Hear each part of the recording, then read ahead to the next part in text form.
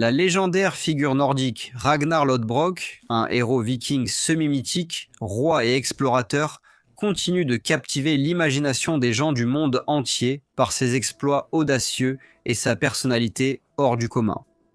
L'un des aspects les plus fascinants de son héritage réside dans l'impact profond qu'il a eu sur ses fils. Par ses actions, ses croyances et ses enseignements, Ragnar Lodbrok a façonné le destin de ses nombreux fils, ce qui aurait un effet profond sur les terres qu'ils allaient envahir. L'héritage de Ragnar continue de perdurer à travers les actions et les personnalités de ses fils, montrant l'impact durable qu'une figure légendaire peut avoir sur le façonnement de l'histoire. Les expéditions maritimes de Ragnar l'avaient mené aussi loin au nord que la Finlande et certaines régions de la Russie. Les légendes rapportent qu'il s'est aventuré jusqu'à Paris à mener des raids dans l'Hellespont et au-delà. Ces raids avaient fait de Ragnar l'un des vikings les plus célèbres de l'histoire. D'innombrables récits dans les sagas racontent les exploits de Ragnar, allant de la vengeance de son grand-père à l'assassinat de rois et de créatures mythologiques, en passant par des duels contre des champions guerriers aux côtés de ses nombreux fils.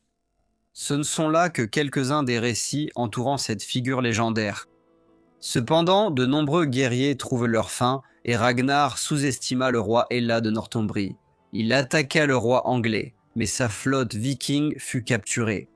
Ragnar, étant l'un des rois vikings les plus célèbres et redoutés de l'époque, fut exécuté de manière cérémonielle en étant jeté dans une fosse aux serpents où il fut dévoré vivant.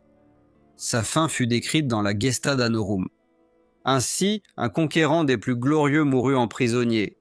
Une leçon que nul homme ne devrait accorder trop de confiance à la fortune.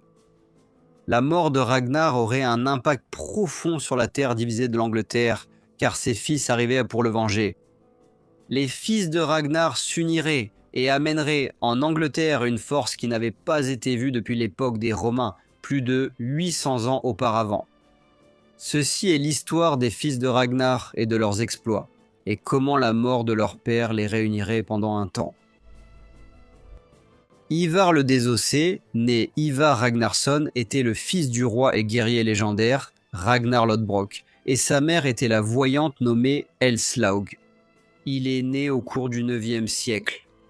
Ses parents étaient deux figures légendaires de l'histoire scandinave, donc Ivar devait être exceptionnel pour se forger sa propre légende, se distinguant de son père, Ragnar, et de son grand-père légendaire, Sigurd, dont on disait qu'il avait tué le dragon Fafnir. Selon la saga de Ragnar, l'absence d'os d'Ivar était le résultat d'une malédiction. Sa mère, Elslaug, était la seconde épouse de Ragnar et possédait des pouvoirs de sorcellerie et de clairvoyance. Elle a averti son nouveau mari qu'il devait attendre 3 nuits avant de consommer leur mariage, mais Ragnar a été submergé par le désir et n'a pas écouté ses paroles. La saga dit « 3 nuits ensemble, mais pourtant séparés, nous devrons attendre sans encore honorer les dieux. Cela éviterait à mon fils un mal durable, car sans os serait celui que tu engendrerais maintenant. » Le surnom d'Ivar était Ivar le Désossé. Aucune source historique ne nous dit directement pourquoi il était appelé ainsi. Cependant, il existe quelques explications, et parmi celles-ci, on trouve le fait que les Vikings étaient bien connus pour leur surnom ironique. Donc, Ivar aurait pu être un grand viking, dépassant 1,95 m, peut-être même près de 2,10 m, avec évidemment des os énormes. Une autre explication simple est qu'il pouvait être hyper laxe. Et la dernière est qu'il est peut-être né avec des os fragiles. Comme dans la saga de Ragnar, il est dit qu'Ivar ne pouvait pas marcher et devait être porté partout.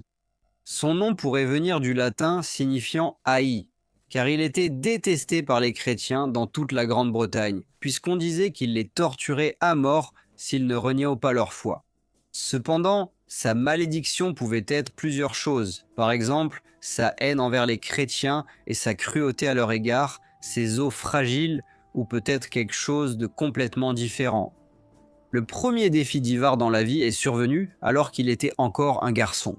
Son père, Ragnar, s'était fait de nombreux ennemis lors de ses campagnes militaires et Saxo Grammaticus a écrit « Les Jutes et les Scaniens étaient embrasés d'un feu de sédition inextinguible ». Ils ont refusé à Ragnar le titre de roi, et ont donné le pouvoir souverain à un certain Harold. Ragnar, se croyant dépourvu de toute ressource, en vint à solliciter l'aide de gens de tout âge. Il rassembla les forts et les faibles tous ensemble, et n'eut pas honte d'intégrer quelques vieillards et garçons parmi les rangs des robustes. Ainsi, il tenta d'abord d'écraser la puissance des Scaniens sur le champ de bataille. Là, il livra un combat acharné contre les rebelles. Là aussi, Ivar le Désossé répondit à l'appel de son père à la guerre.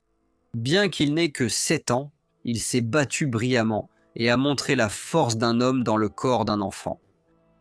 Ce fut la première fois qu'Ivar se distingua au combat. Le reste de l'enfance d'Ivar n'est pas consigné dans l'histoire. Cependant, plus tard dans la vie d'Ivar, une fois qu'il fut devenu un homme, Ragnar le prit comme guide puisqu'il connaissait le pays de York.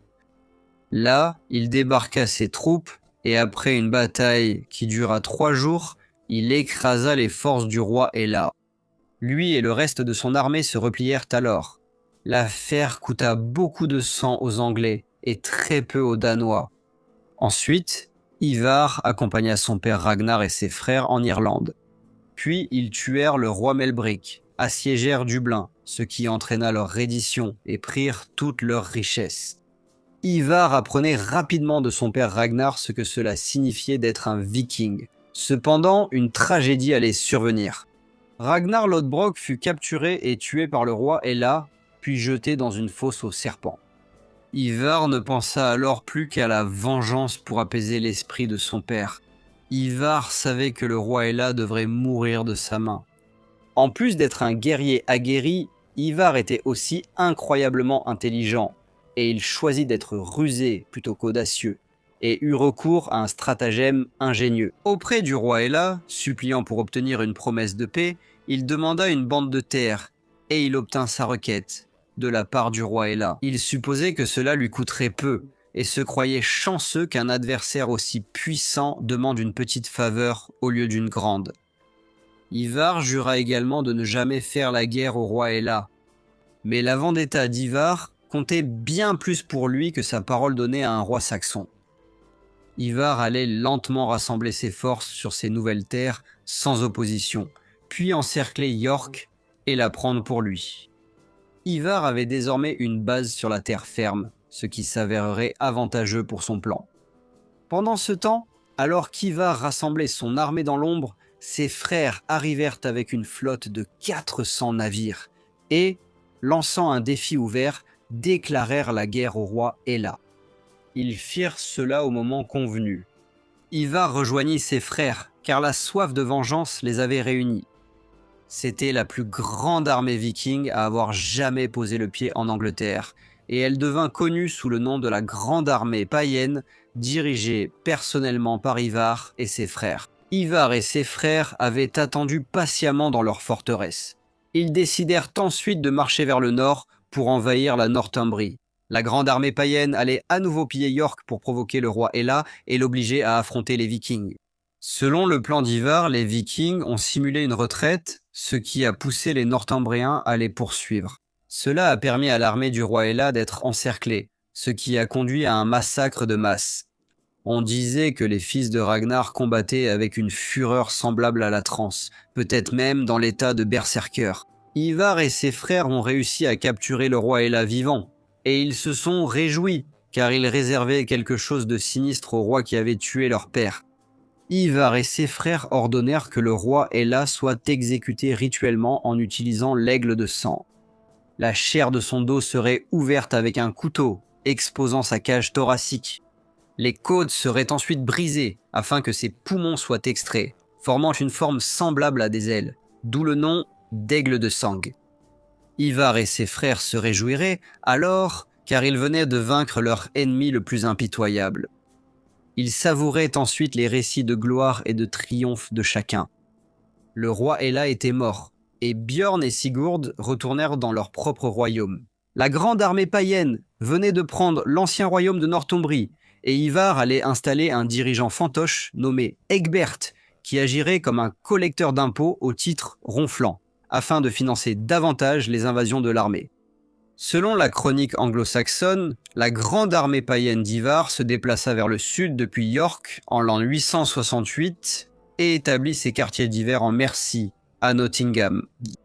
L'arrivée des Vikings là-bas marqua la première menace enregistrée pour le cœur de la Mercie. Le roi Bucred de Mercie demanda de l'aide au roi Ethelred de Wessex et à son frère Alfred, qui serait plus tard connu sous le nom d'Alfred le Grand. Les armées combinées de la Mercie et du Wessex se rassemblèrent devant la position danoise.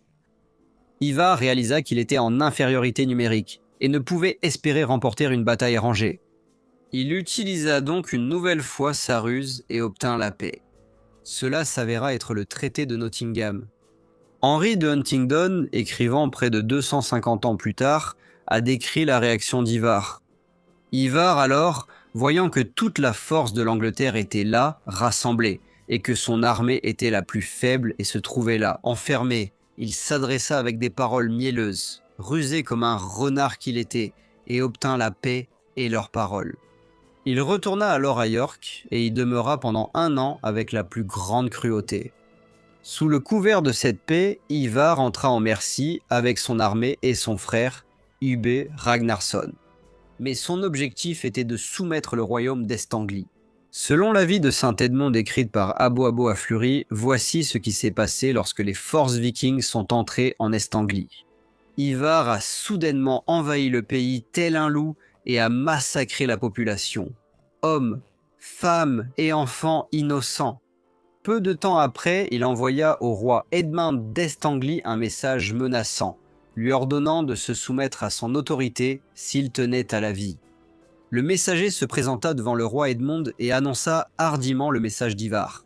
« Ivar, notre roi, audacieux et victorieux sur terre comme sur mer, ordonne que tu partages tes trésors d'or cachés et que tu lui remettes tes possessions ancestrales et que tu deviennes son roi vassal. Si tu veux rester en vie, puisque tu n'as pas les forces nécessaires pour lui résister. » Edmund répondit « Jamais de ma vie Edmund ne se soumettra à Ivar, le chef de guerre païen, à moins qu'il ne se soumette d'abord au Sauveur, le Christ. » La grande armée païenne, alors sous le commandement d'Ivar, a ensuite décimé les forces d'Edmund lors d'une bataille sans nom près de Thetford. Edmund aurait survécu à la bataille et serait retourné dans sa salle pour attendre la venue d'Ivar, le roi et chef de guerre. Le roi Edmond, contre qui Ivar avançait, se tenait à l'intérieur de sa salle. L'impie fit alors lier Edmund et le fit battre avec des bâtons. Il fut ensuite fouetté. Entre les coups de fouet, Edmund criait avec une véritable foi en le Sauveur, le Christ. À cause de sa foi, parce qu'il invoquait le Christ pour qu'il lui vienne en aide, les païens devinrent furieusement en colère. Ils lui lancèrent alors des lances, comme s'il s'agissait d'un jeu, jusqu'à ce qu'il en soit complètement couvert, ressemblant au piquant d'un hérisson.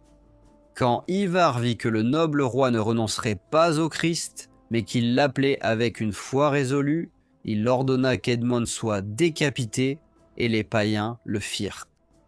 Alors qu'Edmond appelait encore le Christ, les païens traînèrent le saint homme vers sa mort et d'un seul coup lui tranchèrent la tête. Ivar voulait mettre à l'épreuve la foi du roi Edmund pour voir si son dieu interviendrait pour sauver le roi. Le frère d'Edmund, Edwald, s'est enfui dans le Dorset et est devenu ermite à cause de la peur qu'Ivar avait instaurée dans le pays. Il a abandonné sa lignée royale. Ainsi, Ivar mit fin à la dynastie royale de l'Est-Anglie. Le roi Edmond de l'Est-Anglie venait d'être exécuté lors d'une cérémonie. Il est désormais connu dans l'histoire sous le nom de Saint Edmond le Martyr. Son histoire est devenue une légende, car il a refusé de devenir un roi fantoche pour Ivar et n'a pas renié son dieu face à une mort certaine.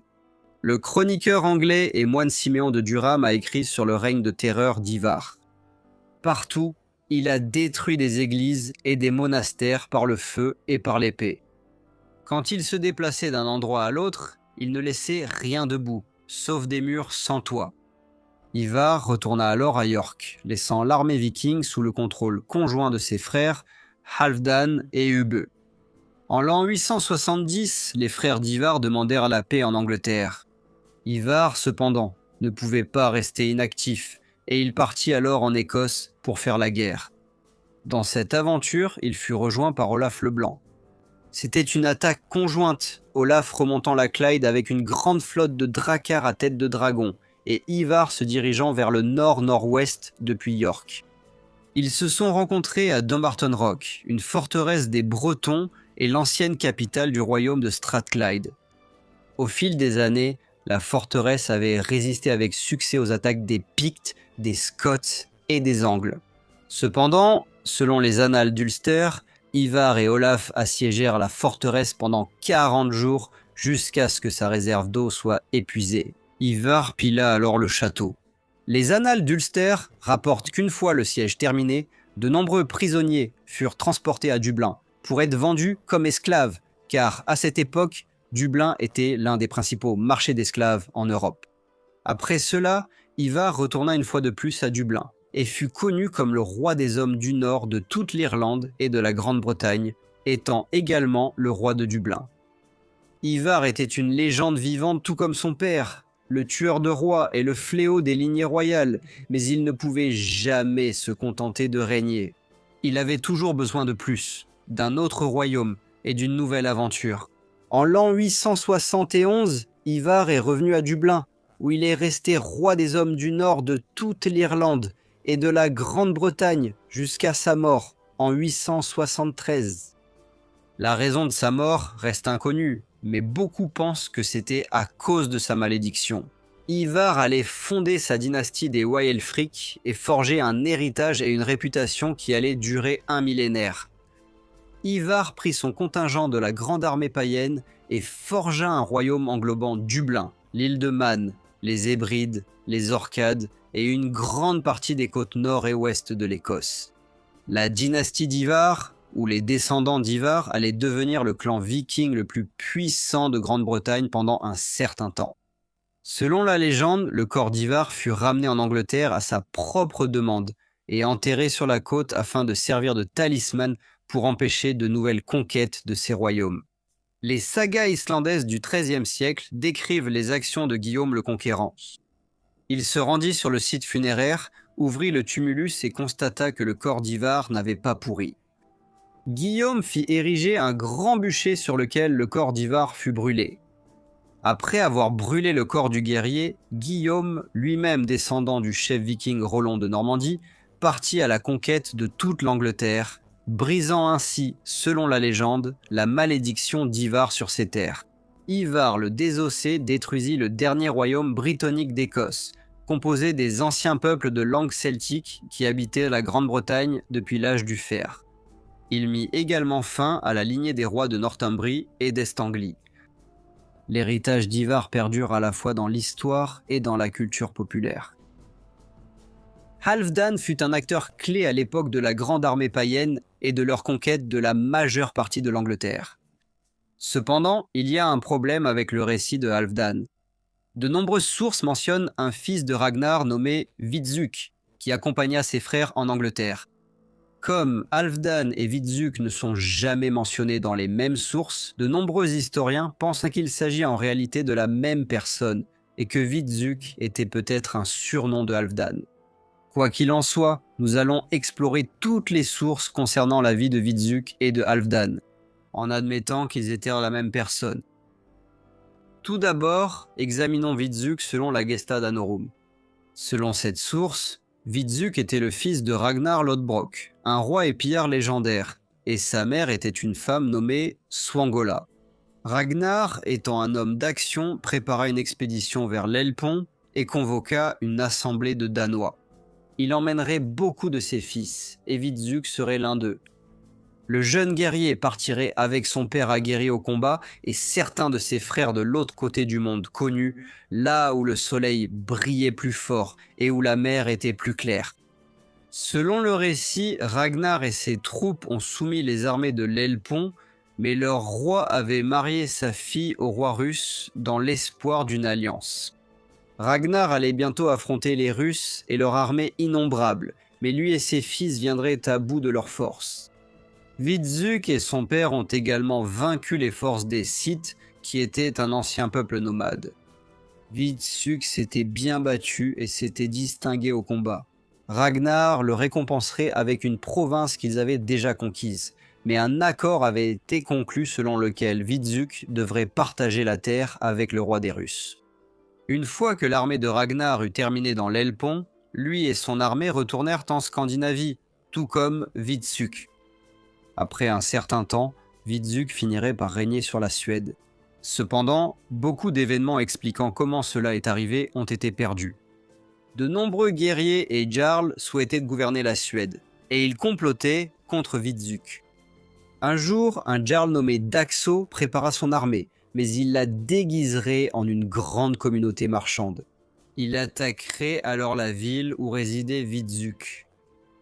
Daxo entrerait dans la ville sous prétexte d'être un marchand, et Vidsuk l'accueillerait avec hospitalité. Fatalité! Au moment où l'armée déguisée arrivait dans la ville, ils sautaient hors de leurs chariots et de leurs voitures, qui n'étaient pas remplies de marchandises, mais de guerriers. Vidsuk, étant un guerrier jusqu'au bout, tua de nombreux hommes et ne pouvait pas être tué. Il fut bientôt entouré d'un tas de cadavres ennemis, mais beaucoup de ses propres guerriers furent capturés lors du combat. 12 de ces hommes furent capturés, et on leur accorda la liberté, mais au lieu de cela, ils sacrifièrent leur vie pour leur roi, et choisirent de partager les dangers de leur chef Vidsuk. Daxo fut ému par ce geste de ses guerriers, sachant désormais que Vidsuk était un roi digne. Alors Daxo offrit à Vidsuk la main de sa fille en mariage, mais la dot serait la moitié de son royaume. De son plein gré, Vidsuk accepta la sentence fatale. Daxo promit alors que Vidsuk pourrait choisir la manière dont il voulait mourir. Vidsuk déclara qu'il voulait être attaché et brûlé vif avec ses compagnons d'armes. Daxo accéda à sa demande et, par bonté, lui accorda la fin qu'il avait choisie. Voyons maintenant Vidsuk selon le récit de Ragnar et de ses fils, qui raconte une histoire complètement différente. Ragnar épouserait Elslaug, la fille de Sigurd le tueur de dragons. Ensemble, Ragnar et Elslaug eurent 4 fils. Ivar le désossé, Bjorn côte de fer, Vidsuk et Sigurd œil de serpent. Lorsque les fils de Ragnar furent adultes, ils partirent en expédition de pillage partout. Les fils aînés de Ragnar s'appelaient Eric et Agnar. Les frères conquirent la Zélande, Gotland et Öland, ainsi que de nombreuses autres petites îles en mer. Vidsuk et ses frères établirent leur base en Zélande, où ils se préparèrent à de nombreux raids et conquêtes.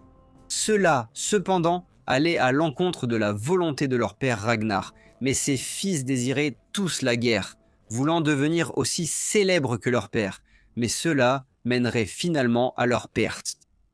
Les fils de Ragnar s'étaient essentiellement retournés contre lui et prenaient ses terres tributaires contre sa volonté.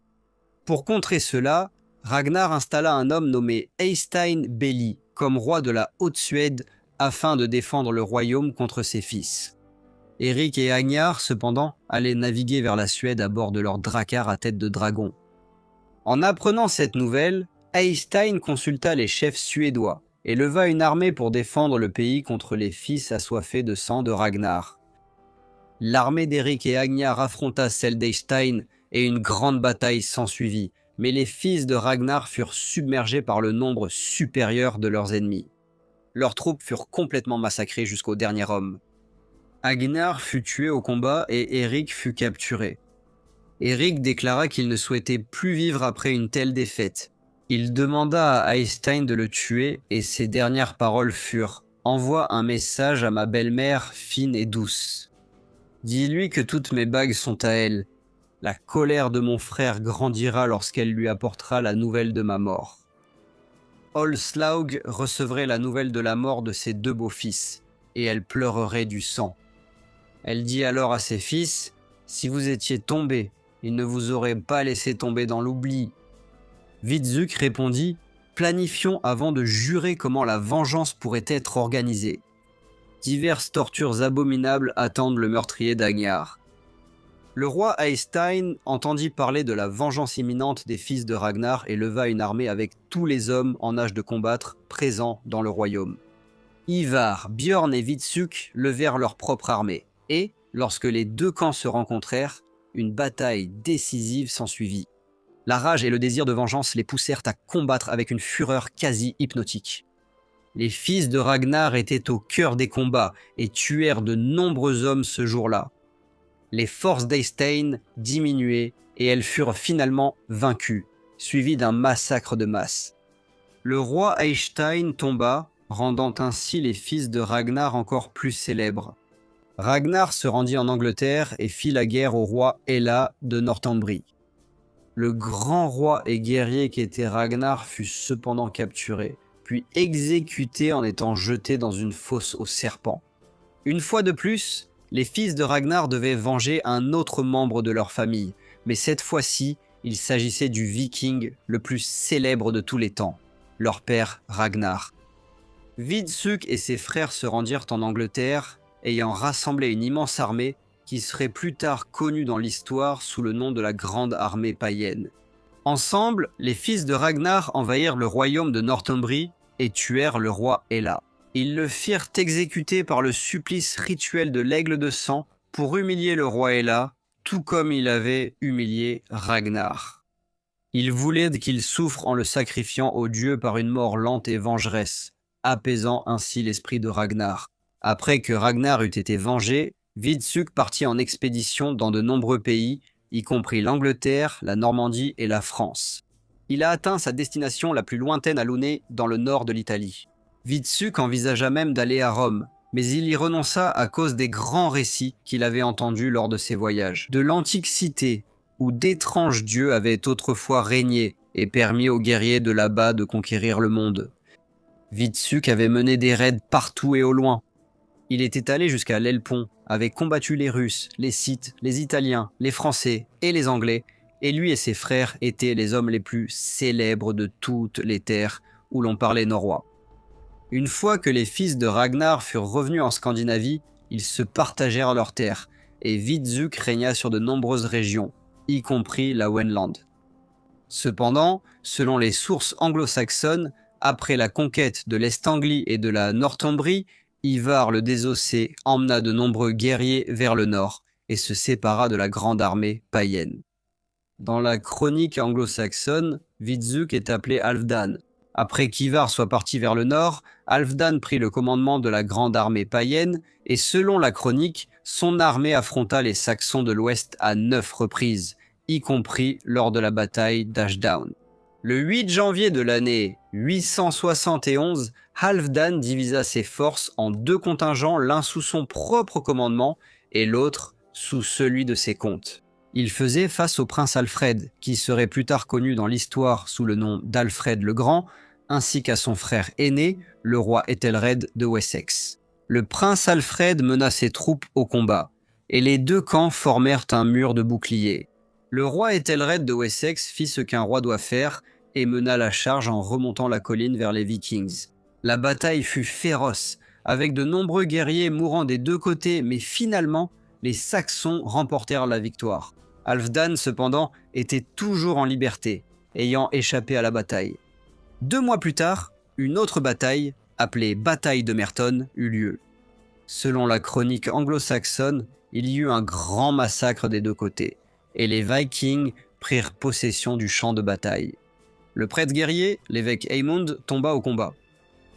1 mois plus tard, le roi Ethelred mourut des blessures qui lui avaient été infligées lors de la bataille. Halfdan était désormais un pas de plus vers la conquête de l'ensemble de l'Angleterre.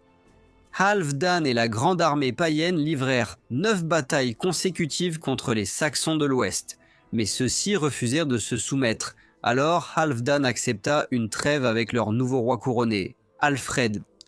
Cela mènerait à une paix fragile, mais les objectifs de Halfdan restaient de conquérir toute la terre. Halfdan et la grande armée païenne prirent ensuite le contrôle de Londres et y passèrent l'hiver. Pendant cette période, des pièces furent frappées portant le nom de Halfdan, l'identifiant comme le chef et roi de l'armée. Les Vikings patientèrent là jusqu'en 874 où ils conquirent la Mercie et déposèrent leur roi. Le roi Bured fut contraint à l'exil et remplacé par le régent fantoche Ceolwulf. Suite à cette grande victoire, la grande armée païenne se divisa de nouveau. Guthrum se dirigea vers le sud pour continuer la lutte contre le Wessex, et Halfdan partit vers le nord pour combattre les Pictes et les Bretons de Strathclyde. Halfdan conquit ensuite Dublin et tua Eystanguel Olafsson, son roi. Le frère de Halfdan, Ivar le Désossé, avait régné sur la ville avant sa mort en 873, et Halfdan voulait reconquérir le royaume perdu de son frère. Cependant, Halfdan ne resta pas longtemps en Irlande et, en 876, il retourna en Northumbrie et fut couronné roi de Jorvik, ce qui peut être traduit par York scandinave. Cela mit fin au règne des rois fantoches dans le nord, et Halfdan fut le premier Ragnarsson à être couronné roi sur les terres anglaises. Cependant, le règne de Halfdan à Dublin n'était pas assuré, et il fut déposé alors qu'il régnait à York. En apprenant cela, il fut furieux. Il est retourné à Dublin pour tenter de reprendre la ville en 877. Cependant, Halfdan ne combattrait pas les Irlandais, car Dublin était une ville viking à l'époque, et son neveu Bardur Ivarsson, le fils de son frère Ivar le Désossé, revendiqua le trône pour lui-même. Dans cette aventure, Halfdan trouva finalement la mort, mourant en Irlande et perdant la bataille de Stratford-le-Wall contre son neveu Bardur. Après une vie de guerre, Halfdan trouva la mort contre l'un des siens. Ainsi, dans la Gesta Danorum, Vidsuk étant mort en Suède. Dans le conte des fils de Ragnar, il est dit qu'il a régné sur Wendland après toutes ses aventures. Et si Halfdan est effectivement la même personne que Vidsuk, alors, selon les récits anglo-saxons, il a été tué à Dublin. Ses exploits étaient légendaires. Naviguant jusqu'à l'Hellesbond, combattant les Russes, les Scythes, les Irlandais, les Anglais, les Français et les Italiens. Il fut acclamé comme le roi de Jorvik. Il partagea des terres avec le roi des Russes près de l'Helpont, fut roi de Dublin pendant un temps et fut le souverain du Wendland. Son héritage est désormais assuré, car il fut le premier roi documenté de Jorvik, transformant à jamais cette terre. L'histoire d'Ubba se déroule à l'apogée de l'âge viking, au IXe siècle. Tout d'abord, examinons ses origines et sa jeunesse. Le père d'Ubba était le roi et pillard légendaire, Ragnar Lodbrok. Ragnar était célèbre dans toute la mer du Nord grâce à son statut de roi guerrier. Des guerriers renommés, tout comme des femmes, se rassemblaient naturellement autour de lui en raison de sa renommée et de sa position. Il couchait avec une femme paysanne sans nom dont il était tombé amoureux et courtisait son père, Esbern, en l'invitant à des banquets et en se montrant aimable envers lui. La femme sans nom donna bientôt naissance à un fils, et Ragnar le nomma Ubba. Une fois qu'Ubba fut devenu un homme, son père Ragnar se prépara pour une expédition vers l'Hellespont, le détroit qui forme une frontière entre l'Asie et l'Europe. Ragnar convoqua une assemblée de Danois, et Ubba répondit à l'appel de son père à la guerre, et les deux furent réunis. Selon la Gesta Danorum, Ubba et son père Ragnar vécurent beaucoup de choses ensemble pendant leur raid. Tout d'abord, ils soumirent le roi de la région près de l'Helpont, appelé roi d'Ir. Cependant, le roi d'Ir avait une alliance avec le roi russe, et lorsque Ragnar vit son armée innombrable, il sut que les affronter pouvait signifier une mort certaine. Au lieu de fuir, Ragnar eut l'idée de atteler des chevaux à des chars afin de briser la ligne ennemie. Pendant la bataille, la ligne ennemie se brisa et les Vikings massacrèrent les Russes et leurs alliés. Pendant la bataille, Ubba combattit avec une fureur indescriptible, tuant tous ceux qui se trouvaient sur son chemin. Ubba avait maintenant passé plus de 5 ans à piller et à parcourir aux côtés de son père et d'autres forces vikings. Il avait désormais fait ses preuves en tant que vétéran militaire et guerrier sauvage. Quand Ubba est rentré chez lui, il avait changé de façon remarquable. Ayant vu une grande partie du monde connu, il avait une vision complètement différente de la vie, ayant découvert de nombreux pays et royaumes différents, et il savait que la seule façon d'obtenir quoi que ce soit était d'acquérir du pouvoir. Il retrouva son grand-père Esbern, qui tenta de convaincre Ubba de prendre le trône de son père Ragnar. Ubba écoutait ce poison déversé à son oreille et cédait à ses désirs égoïstes. Il s'imaginait désormais avec une couronne sur la tête. Esbern tentait de soudoyer les comtes de Suède pour qu'ils abandonnent Ragnar et rejoignent sa cause, mais cela ne servait à rien. La nouvelle de cette trahison parvint bientôt à Ragnar. Il se rendit là où résidait Esbern, le confronta, puis le tua lui-même. Il lui coupa ensuite la tête et la plaça à la proue de son navire. Un message à tous ceux qui voudraient trahir. Uba prit la fuite, mais il réapparut bientôt avec un nombre considérable de guerriers qui lui étaient fidèles. Uba mena la guerre en Zélande contre les forces de son père. Ragnar, un commandant militaire expérimenté et inégalé au combat, brisa rapidement les rangs d'Uba et commença à attaquer ses forces de tous les côtés. Uba, cependant, ne pouvait pas être tué. Il tua tellement de guerriers ennemis qu'il se retrouva entouré d'un tas de cadavres au moment où il fut submergé par la masse grandissante de l'ennemi. Il fut alors capturé. Après la bataille, Ragnar et Uba auraient une réconciliation émouvante, et Uba retrouverait sa faveur d'antan en tant que l'un des fils de Ragnar. Uba disparaît ensuite de l'histoire jusqu'à ce qu'il mette les voiles pour l'Angleterre avec des milliers de Vikings après avoir appris la mort de son père en Northumbrie. Uba n'avait qu'un seul objectif, venger son père et faire brûler l'Angleterre. À cette époque, l'Angleterre morcelée était dominée par 4 grands royaumes, la Northumbrie, la Mercie, l'Est-Anglie et le Wessex. Les Vikings allaient naviguer vers l'Angleterre au milieu du IXe siècle. Selon la chronique anglo-saxonne, une force massive de païens allait passer l'hiver en Est-Anglie. Ils allaient acquérir des renseignements précieux et des ressources jusqu'à ce qu'ils frappent le royaume de Northumbrie en 867 où ils tuèrent le roi Ella. Uba et ses frères étaient rusés et ingénieux. Sachant qu'il serait beaucoup plus difficile de contrôler les Saxons sous leur domination directe, ils mirent en place un roi fantoche nommé Egbert comme roi de Northumbrie. Cependant, il n'était qu'un simple percepteur d'impôts qui finançait les futures invasions des royaumes anglais. En réalité, le vrai pouvoir appartenait aux fils restants de Ragnar. Uba, Sigurd, Ivar, Bjorn et Halfdan. Les frères allaient contrôler le nord de l'Angleterre et allaient lentement le transformer en Daneland. Cependant, Bjorn Côte de Fer et Sigurd Œil de Serpent quitteraient les côtes anglaises après avoir vengé Ragnar, leur mission étant désormais accomplie. Mais Ivar, Uba et Halfdan resteraient. En l'an 869, le royaume de l'Est-Anglie fut alors conquis par la grande armée païenne. Uba et son frère Ivar eurent le roi Edmond à leur merci, et le tuèrent, faisant de lui un martyr. Il serait alors retenu dans l'histoire comme Saint Edmund. Les Vikings allaient ensuite établir un autre roi fantoche nommé Oswald, pour régner sur l'Est-Anglie. 2 des 4 grands royaumes anglais étaient désormais tombés aux mains de la grande armée païenne. Après cela, Ivar disparaîtrait de l'histoire anglaise et partirait vers le nord. Ainsi, plusieurs bandes de guerre au sein de la grande armée païenne se sont séparées et Uba commanderait sa propre troupe d'hommes. Pendant 1 an, la grande armée païenne mènerait alors campagne contre les Saxons de l'Ouest. Par la suite, ils tenteraient de conquérir la Mercie. Une grande partie serait prise. Les Vikings contrôlèrent désormais tout le nord du pays et une grande partie de la Mercie. Seul le Wessex résistait. En l'an 875, la grande armée païenne envahit le Wessex et s'empara de Wareham. Le Wessex venait de tomber. Uba comptait naviguer depuis le pays de Galles, où il avait hiverné, pour débarquer sur la côte du Devon. À leur arrivée, les Vikings découvrirent que les Saxons s'étaient réfugiés dans une forteresse appelée Ternwith.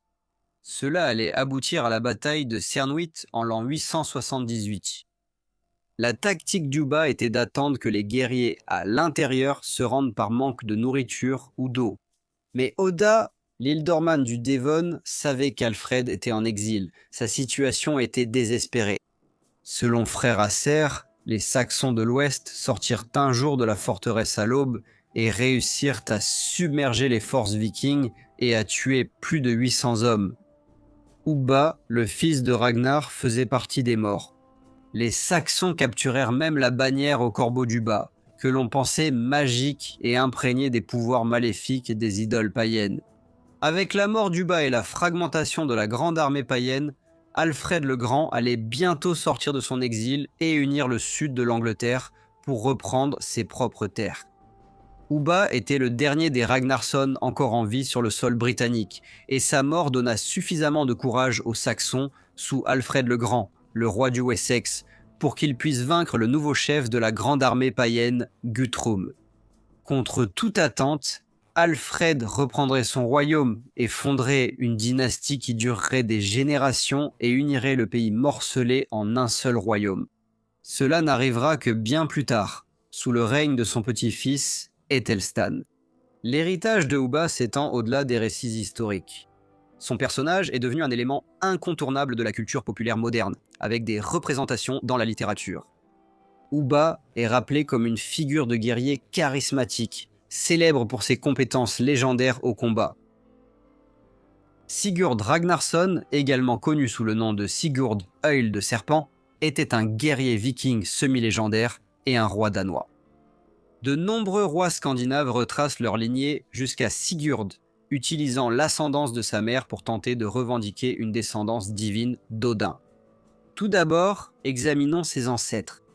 Le père de Sigurd était le légendaire guerrier et roi Ragnar Lodbrok, mais son sang mythique et magique lui venait de sa mère Elslog, qui était une sorcière et une voyante. Vous voyez, le nom de Sigurd serait lié aux exploits de son grand-père du côté maternel. Le père d'Elslog s'appelait aussi Sigurd, qui deviendrait une légende à travers la Scandinavie et les régions germaniques en tuant le dragon Fafnir en se couchant dans une fosse et en le poignardant en plein cœur par en dessous. Selon la saga de Ragnar Lodbrok et de ses fils, Elslog dirait à Ragnar « Tu sais que je porte un enfant. Ce sera un garçon que je porterai et un serpent reposera dans les yeux de l'enfant. Je veux que le garçon porte le nom de mon père, car dans son œil se trouvera la marque de la gloire. » Oslag allait bientôt entrer en travail. Et après la naissance du garçon, il serait déposé sur les pans du manteau de Ragnar. Quand Ragnar vit le garçon, il prononça un vers. Sigurd, le garçon sera appelé. Il se comportera au combat comme le père de sa mère, dont il porte le nom. Ainsi, le plus grand de la lignée d'Odin sera nommé l'œil de serpent, et il apportera beaucoup de morts. Le serpent dans l'œil, qui était attesté dans le nom de Sigurd, était une caractéristique physique. Il est né avec une marque dans l'œil, représentant l'image d'un Ouroboros. Ce symbole ancien représente un serpent ou un dragon qui mange sa propre queue. Dans la mythologie nordique, l'Ouroboros apparaît sous la forme du serpent Jörmungandr, l'un des enfants de Loki. Ce serpent est devenu si grand qu'il pouvait entourer le monde entier. Il est très similaire au Léviathan biblique, étant une créature unique sans compagnon, sa queue placée dans sa bouche et entourant le monde entier. Le serpent peut aussi symboliser la transmigration des âmes. Ce trait génétique ou mythique est inédit et est sans aucun doute attribué à sa mère magique et à son ascendance légendaire. Il a été suggéré que la marque dans son œil fait référence à une affection oculaire appelée nystagmus, mais cela ne peut pas être vérifié. Sigurd naîtrait au début du IXe siècle, mais nous n'avons pas de date précise. Enfant, Sigurd était déjà téméraire et audacieux. Étant beaucoup plus jeune que ses frères Ivar et Bjorn, il ne participerait pas au combat aux côtés de ses frères, mais il n'hésitait pas à exprimer son opinion. Dans la saga de Ragnar Lodbrok et de ses fils, lorsque Sigurd n'était qu'un enfant, ses demi-frères Erik et Agnar furent tués par le roi suédois Eystein Belli. La mère de Sigurd, Elslog, était bouleversée, même s'ils n'étaient pas ses enfants. Elle pleura des larmes de sang et demanda à ses fils de venger leur frère mort, car telle était la coutume viking. Mais le roi suédois contrôlait Uppsala et une vache sacrée nommée Sibliga, et Ivar le désossé croyait que les dieux étaient du côté d'Eystein et craignait la magie qui régnait là-bas. Ivar pensait qu'il n'était pas sage d'attaquer Eystein, mais un jeune Sigurd déclara qu'il devait se battre. Et son frère aîné, Bjorn Côte de Fer, récita un vers et dit que, même si peu de mots sont prononcés, un homme peut nourrir la vengeance dans son cœur, dans sa poitrine, rapide comme un faucon. Nous n'avons ni serpent ni vipère brillante dans nos yeux, mais mes frères me réjouissent. Le vers de Bjorn exprime que Sigurd était spécial, car il faisait référence à son unicité en ayant une vipère brillante dans l'œil, et comment il a motivé ses frères aînés à se battre, illustrant ainsi son besoin de vengeance. Après les paroles encourageantes de Sigurd, ses frères ont accompli leur vengeance contre Eystein. Une fois que Sigurd est devenu un homme, il s'est beaucoup rapproché de son père Ragnar et l'a accompagné pour faire des raids en Écosse. Aux côtés de son père, Sigurd goûta au combat et tua de nombreux guerriers écossais. Il fut même nommé comte de Pictland en raison de ses exploits sur le champ de bataille. Sigurd avait gagné la position de comte en conquérant aux côtés de son père. Cependant, il devenait de plus en plus agité, et l'aventurier et le guerrier en lui aspiraient à découvrir des terres lointaines et légendaires. Selon la saga de Ragnar Lodbrok et de ses fils, Sigurd et ses frères entreprirent un voyage extrêmement dangereux jusqu'à l'Helpont, un détroit situé dans le sud-ouest de la Turquie. Il semble que les fils de Ragnar soient restés dans cette partie du monde pendant un temps considérable, menant des raids et pillant. Finalement, Sigurd et ses frères naviguèrent jusqu'à une ville appelée Luna, qui se trouve en Espagne. Ainsi, Sigurd et les siens ont bel et bien parcouru de vastes contrées. À ce moment-là, ils avaient déjà pris d'assaut de nombreuses villes et châteaux, et ils étaient si célèbres que dans la région, il n'y avait pas un enfant, aussi jeune soit-il, qui ne connaissait pas les noms des fils de Ragnar. Il était même question d'aller à Romaborg, ce qui peut se traduire par Rome. Cependant, les frères savaient que cette entreprise pouvait mal finir, car ils avaient entendu de grandes histoires sur l'ancien royaume.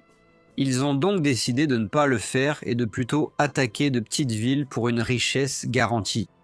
En temps voulu, les fils de Ragnar quittèrent la Méditerranée et rentrèrent chez eux en Scandinavie, mais leurs actions les avaient rendus célèbres. Ragnar essaierait de rivaliser avec ses fils en conquérant la Northumbrie avec 2 navires, et les chances impossibles lui valurent d'être capturé puis tué. La nouvelle concernant Ragnar parvint bientôt à ses fils, et Sigurd, en apprenant ce qui était arrivé à son père, se coupa jusqu'à l'os avec un couteau qu'il tenait dans sa main, faisant ainsi un serment de sang. Sigurd et ses frères jurèrent alors qu'ils vengeraient leur père en tuant le roi Hela de Northumbrie, l'homme qui avait exécuté leur père Ragnar. En l'an 865, Sigurd et ses frères unirent de nombreux chefs et clans vikings sous la bannière de la vengeance, car Ragnar était très aimé et tous souhaitaient le venger. Ils mirent bientôt les voiles pour l'Angleterre et il serait connu dans l'histoire sous le nom de la Grande Armée païenne en raison des ravages qu'ils causèrent.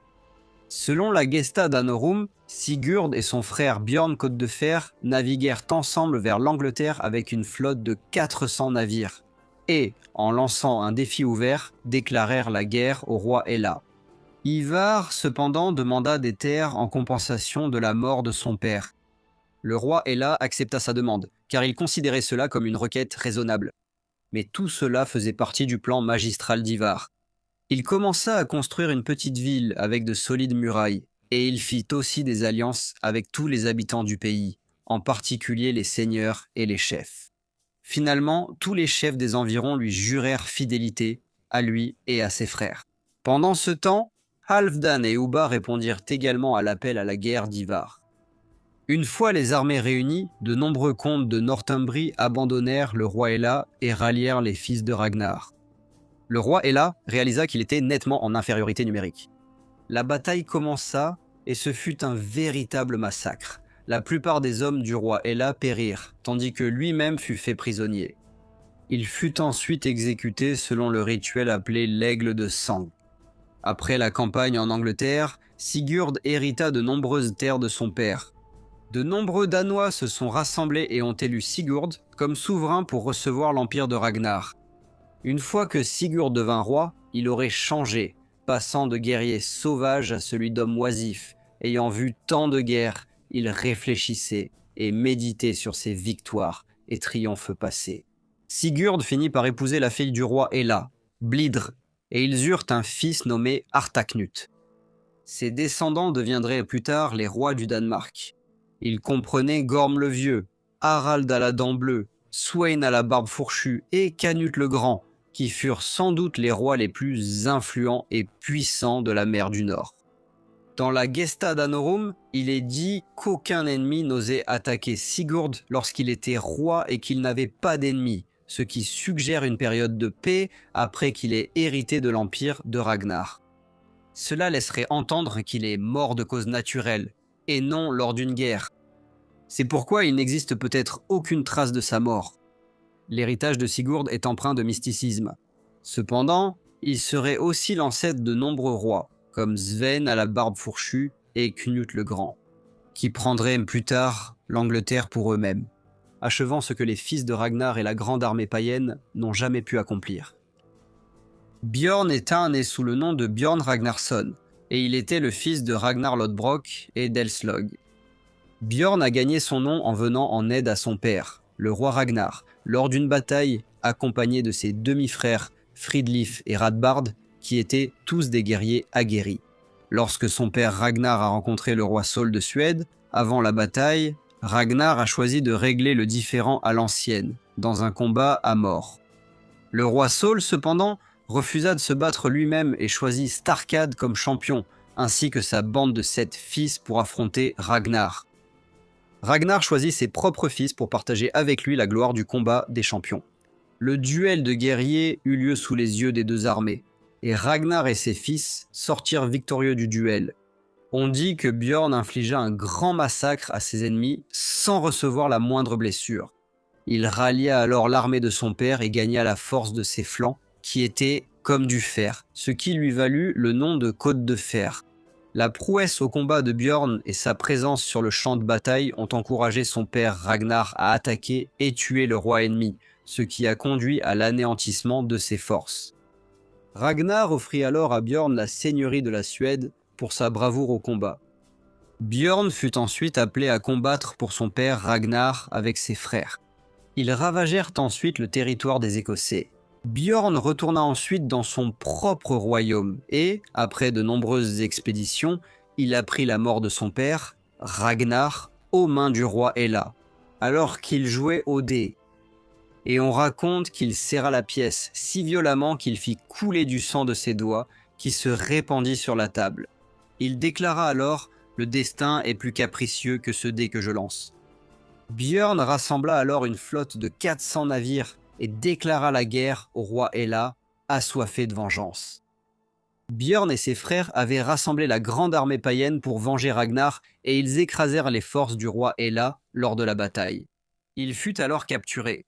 Björn et ses frères ordonnèrent alors l'exécution du roi Hela au supplice de l'aigle de sang.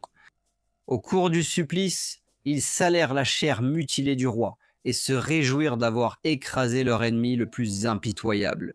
Björn retourna ensuite dans son propre royaume et laissa ses autres frères gouverner et piller le reste des terres anglaises. Le fait le plus célèbre de Björn fut son raid semi-légendaire en Méditerranée, qui commença vers l'an 860 après Jésus-Christ. Suivant les traces de son père, Björn et son frère Vitzuk ont pillé le nord de la France.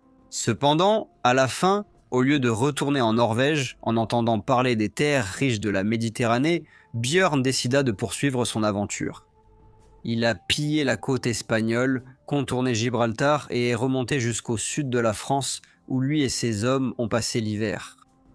À l'été de l'année suivante, Björn se rendit ensuite dans la ville de Pise, qu'il mit dûment à sac. Pendant qu'il était à Pise, Björn apprit que la ville sainte de Rome se trouvait à sa portée, à seulement une courte distance à l'intérieur des terres. Conscient des richesses qui avaient été pillées dans diverses abbayes d'Angleterre et de France, il anticipait les immenses richesses qu'il pourrait piller au cœur de la chrétienté. Malheureusement pour Björn, il avait été induit en erreur quant à la véritable distance qui le séparait de Rome. Lorsque son armée atteignit la ville de Luna, ils crurent être arrivés à Rome et commencèrent un siège. Cependant, à Luna, les Vikings avaient trouvé à qui parler. Désireux d'entrer, Björn a inventé une supercherie incroyable. Björn envoya un messager à l'évêque de Luna qui rapporta que Björn était mort, mais qu'il s'était converti au christianisme sur son lit de mort et souhaitait être enterré en terre consacrée à l'intérieur de la ville. Ne voulant pas refuser à Björn des funérailles chrétiennes, l'évêque donna la permission pour que son corps soit amené par une petite garde d'honneur. Cependant, une fois son cercueil déposé dans l'église, Björn stupéfia les clercs, rassemblés en sautant hors du cercueil. Après quoi, lui et sa garde d'honneur se frayèrent un chemin sanglant jusqu'aux portes de la ville, les ouvrirent et permirent à son armée de piller la ville. Encouragé par cette victoire, Björn lança d'autres raids en Sicile et en Afrique du Nord, jusqu'au détroit de Gibraltar. Cependant, cette fois, les souverains arabes d'Espagne avaient anticipé son arrivée et rassemblé une flotte contre lui. La flotte de Björn fut ravagée par la flotte sarrasine, qui bombarda les Vikings avec du feu grégeois. Björn perdit près de 40 navires et la majeure partie de son butin, mais il réussit à s'échapper et à retourner en Norvège avec assez de trésors pour vivre le reste de ses jours en homme riche. À la mort du père de Björn, Ragnar Lodbrok, la Scandinavie fut partagée entre Björn et ses frères. Björn hérita d'une grande partie du royaume de Suède grâce à son combat héroïque aux côtés de son père il y a de nombreuses années, où il fonda la maison de Munzo, qui régna sur la Suède pendant plusieurs générations et devint finalement la maison régnante du Danemark. La maison de Munzo, connue en Suède sous le nom de Vieille Dynastie, tire son nom de l'île où Björn Côte de Fer aurait été enterré. Il fut enterré dans un tumulus, surmonté d'une pierre portant une inscription runique. Ses descendants deviendraient les rois de Suède. Björn a forgé une dynastie légendaire par l'épée et par la conquête, restée dans les mémoires sous le nom de Björn Côte de Fer, car, disait-on, il était favorisé par les dieux, permettant à toute armée qu'il commandait d'acquérir la force du fer. Grâce à la force, à la détermination et au courage de Björn,